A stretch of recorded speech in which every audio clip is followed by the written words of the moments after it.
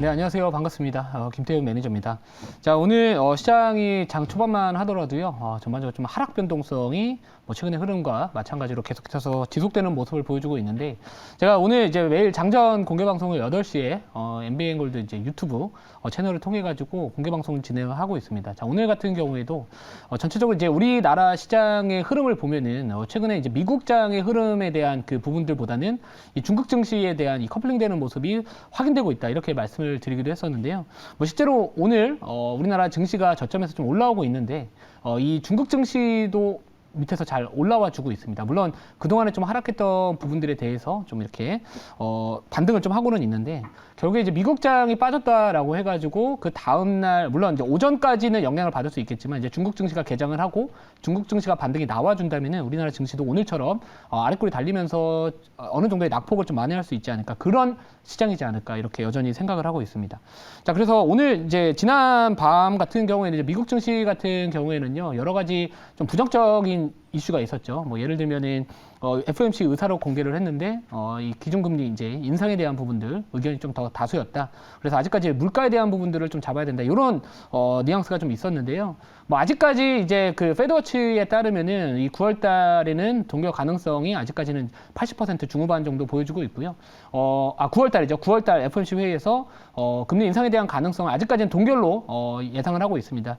12월 달에 대한 부분들 오늘 제가 아침에도 체크를 해드렸는데, 아직까지는 이제 동결에 대한 기대감이 높은 건 사실이나 확률을 높게 보는 건 사실이나 이 25bp 추가적인 금리 인상 가능성도 한 30%대까지 좀 올라왔다. 그 부분이 이제 시장에서는 나름대로 좀 우려감을 표출하고 있지 않나. 게다가 미국의 국채 금리, 10년물 국채 금리가 다시 한번 또 상승 흐름을 보여주다 보니까 전반적인 이 성장주나 기술주에 대한 이 투심을 좀 위축시켰던 계기가 되었던 것 같습니다. 하지만 제가 방금 전에도 말씀을 드렸지만 지금 우리나라 증시 같은 경우에는 이 원달러 환율에 대한 상승에 대한 부분들도 분명히 있다라고 보고 있고요. 그 연결될 수 있는 부분들은 결국에 중국의 경제에 대한 부분들인 것 같아요. 그래서 위안화에 대한 부분들, 가치에 대한 부분들, 환율에 대한 부분들을 계속해서 우리가 추적을 하고, 중국 증시가 만약 오늘처럼 장중에 낙폭을 줄여가거나 반등을 시도한다면은 우리나라 증시도 이 중국 시장의 흐름과 함께 반등이 나올 수 있기 때문에, 지금은 우리가 물론 미국장을 보는 것도 중요하겠지만 장중의 중국 증시나 이런 이 흐름을 같이 살펴보시면서 투자를 하시면 좋지 않을까, 이렇게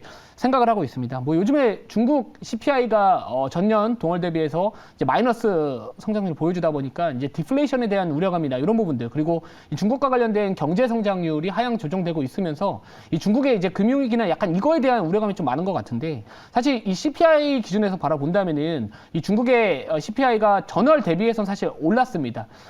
이 7월달, 6월달, 5월달에는 전월 대비해가지고 마이너스였거든요. 하지만 이번에 발표됐던 CPI가 전년 동월 대비해가지고는 마이너스를 기록을 했지만 전월 대비해서는 0.2% 정도 상승을 했기 때문에, 우리가 이 중국 쪽 관련해가지고 물론 아직까지 완벽하게 이 불확실성이나 리스크가 해소됐다라고 판단하기는 이르겠지만 그래도 너무 부정적으로만 바라보시기보다는 약간의 또 이런 가능성도 항상 열어두시면서 투자를 하시면 좋지 않을까, 이렇게 좀 말씀을 드릴게요.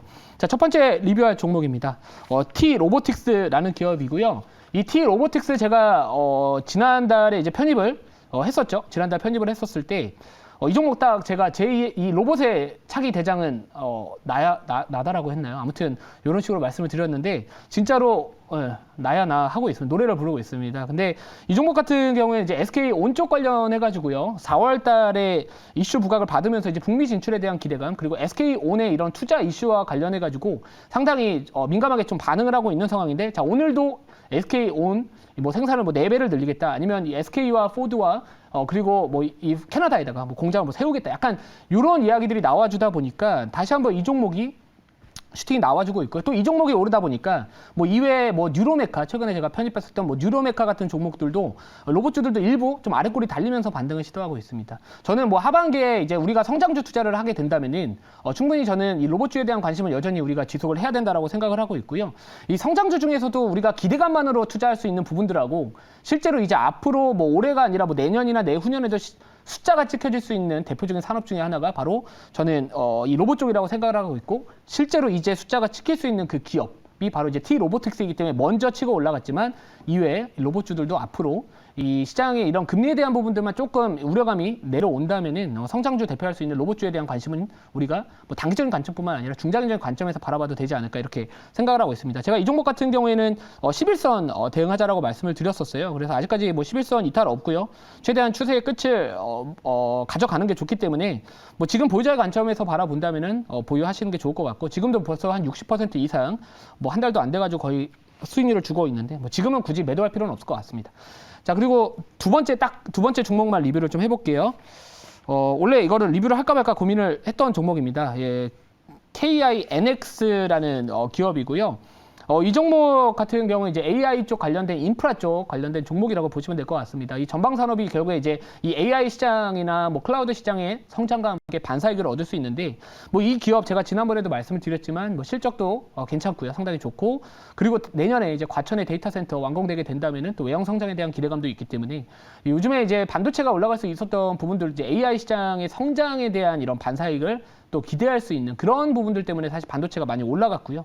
이 종목도 마찬가지로 AI 쪽 관련된 산업이 앞으로 계속해서 올라갈 수밖에 없기 때문에 뭐 데이터 센터나 이쪽은 우리가 단기적인 관점뿐만 아니라 중장기적으로도 충분히 주목을 해볼 만한 기업이지 않을까. 그래서 오늘 같은 경우에는 한 2% 조금 못 미치는 상승세를 보여주고는 있고요. 아직까지 5일선 저항받고 꼬리가 달려주고는 있지만 이거 5일선 돌파하고요. 만약 21선 한 67,500원 정도 가격만 돌파한다면은 다시 또 추세 흐름을 만들어가지 않을까 이렇게 생각을 하고 있습니다. 자, 그럼 이제 오늘 편입할 종목은 오랜만에 반도체 종목을 가지고 왔고요. 이 반도체 종목이라고 해가지고 우리가 뭐 아무 반도체 종목을 지금은 편입을 하면 안 될 것 같습니다. 그래서 제가 이제 HBM 쪽 관련해가지고 추세가 그동안의 시장이 꺾임에도 불구하고 제가 오늘 장전 공개 방송에서 여러 종목들을 사실 말씀을 드렸었어요. 추세가 꺾인 종목들보다는 시장이 하락했음에도 불구하고 주가가 버텨줬던 기업들이 오히려 우리가 뭐 일봉 대비해서 저점에서 많이 올랐다라고 해가 무서워할 필요는 없다. 이렇게 말씀을 드렸었던 종목인데요. 종목명은 좀 깁니다. 현재가부터 말씀을 드릴게요. 현재가 36,600원이고요. 종목명은 PSK 홀딩스라는 기업입니다.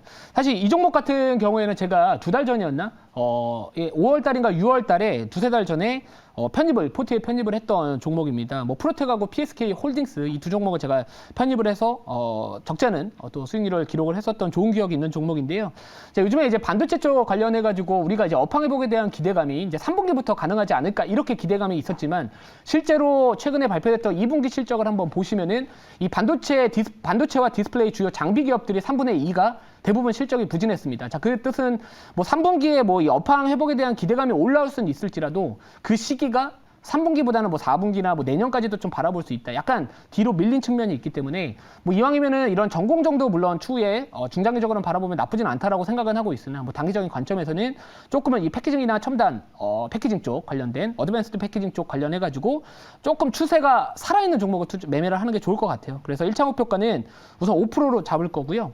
뭐 이 종목 이외에도 뭐 이오테크닉스나 이런 뭐 이스페타시스 한미반도체 뭐 이런 종목들이 추세가 그래도 아직까지 잘 유지하고 있기 때문에 뭐 이런 종목들 계속해서 HBM 쪽 관련된 종목들 보자 이렇게 말씀드리고요.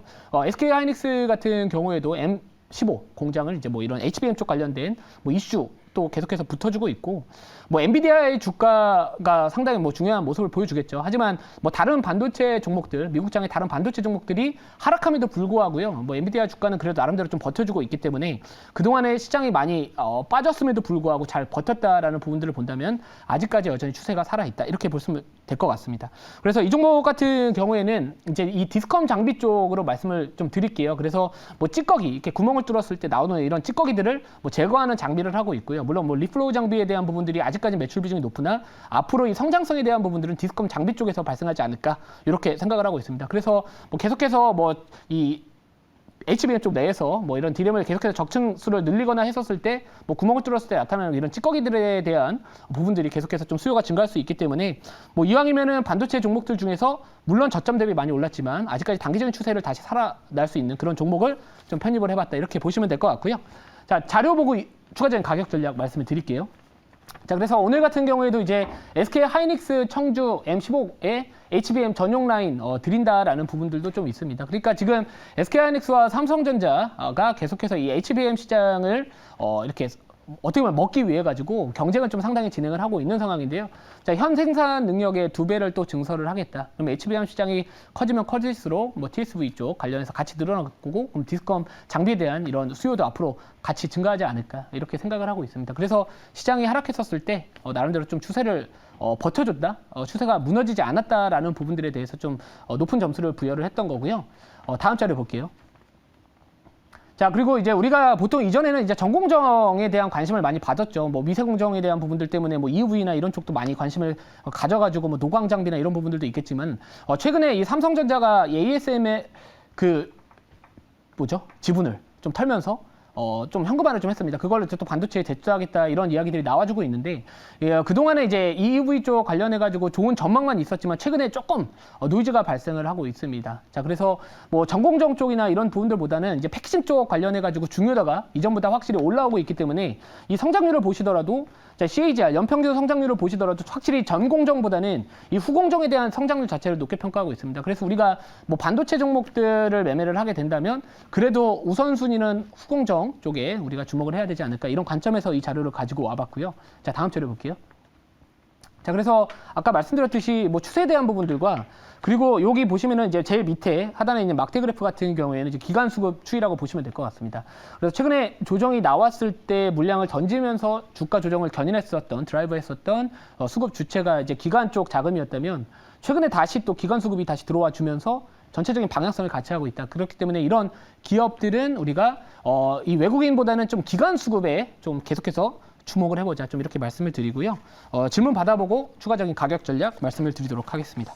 네, 제가 질문해 보도록 하겠습니다. 뭐 일단은 오늘 시장이 좀 하락이 나오는 부분들에서 개인적으로는 어느 정도는 좀 단기 저점을 좀 잡지 않았나라는 생각을 하면서 이 반도체 종목도 굉장히 좀 좋은 어떤 방향성을 보여줄까 예상이 됐는데, 이 PSK홀딩스 같은 경우도 지금 자리도 이제 또 돌아 나가는 자리인 것 같아요. 우리 김태현 매니저님께서 생각하시기에는 지금의 어떤 시장의 이제 악재적인 부분들이 어느 정도는 반영이 됐다라고 생각하시는지, 그렇다고 한다면 이 반도체, 우리가 흔히들 반등체라고 하잖아요. 그러니까 시장이 반등 나올 때 반도체가 이제 올라갈 수 있는 흐름들인데, 이 반도체 관련된 어떤 기업들 이제 좀 담아봐도 될지. 왜냐하면 하반기로 갈수록 HBM 쪽이나 이런 쪽이 좀 실적 모멘텀이 굉장히 크거든요. 그렇다고 한다면 지금의 저점 구간대에서 우리가 공격적으로 좀 매수 한번 해봐도 되는 섹터인지 한번 답변해 주시면 감사하겠습니다. 네, 제가 이제 현재 운영하고 있는 VIP 포트가 있을 거 아니에요. 근데 일부 종목들 잘라내고요. 반도체 오늘 3개 담았습니다. 3개 담았고, 유연하게 빨리빨리 대처를 해야 될 것 같고요. 시장에서 소외되면 안 될 것 같아가지고, 반도체 쪽은 당분간 다시 한번 또 시장에 주목을 받지 않을까. 대신 모든 반도체보다는 아까 말씀드렸던 추세가 살아있으면서 HBM이나 이 DDR5 쪽 관련된 종목들이 조금 더 낫다. EUV는 확실히 좀 이전보다는 중요도가 조금 뒤로 우선순위에서 좀 밀려났다, 이런 생각을 하고 있다. 이렇게 보시면 될 것 같습니다. 자, 1차 목표가는 5% 말씀을 드렸고요. 2차 목표가는 35,500원, 손절가는 26,000원 말씀을 드릴게요. 26,100원으로 하겠습니다.